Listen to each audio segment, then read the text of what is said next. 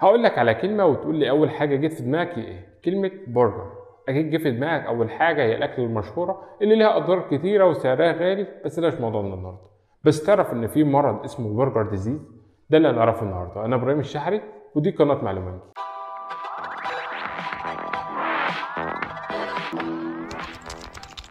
مرض برجر ده عبارة عن مرض بيصيب الشرايين الصغيرة والمتوسطة الحجم، فبالتالي بيسبب التهابات وتجلطات فيها، فبالتالي بيقلل كمية الدم اللي بتوصل للمنطقة المصابة دي، وبالتالي بيحصل المشاكل.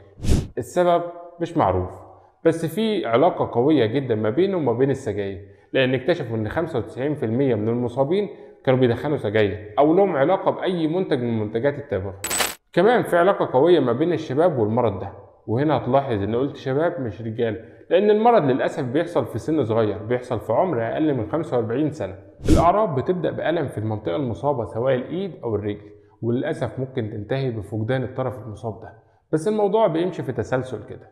أول حاجة عبارة عن ألم في الإيد أو القدم، بعد كده الموضوع بيتطور شوية ويحصل تقرحات، وللأسف بسبب نقص التغذية الدموية اللي بتوصل للعضو المصاب، فالتقرحات دي هيبقى صعب التئامها، لأن من شروط التئام الجروح إن يبقى واصل لها تغذية دموية كويسة. كمان الموضوع مش بيقف عند الأوعية الدموية بس، لا ده بيوصل للأعصاب، فيحصل تنميل وشكشكة وممكن يفقد الإحساس في العضو المصاب. والموضوع مش بس كده، ده ممكن يحصل تلف في الأنسجة وغرغرينة، وممكن يضطروا يعملوا بتر للطرف المصاب ده. الموضوع خطير جدا ولازم يقف عند حد. عشان كده التشخيص صعب جدا، لأن الأعراض دي مش بتحصل بس مع مرض البرجر، لا ده ممكن تحصل مع أمراض كتيرة.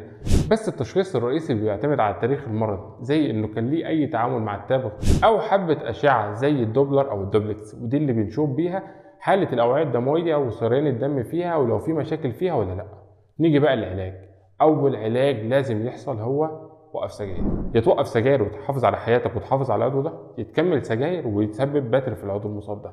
فهنا اول حل هو السجاير. العلاج مش هيجيب نتيجه طول ما انت شغال بتدخن سجاير، وممكن يتم استخدام علاج كموسع للاوعيه الدمويه.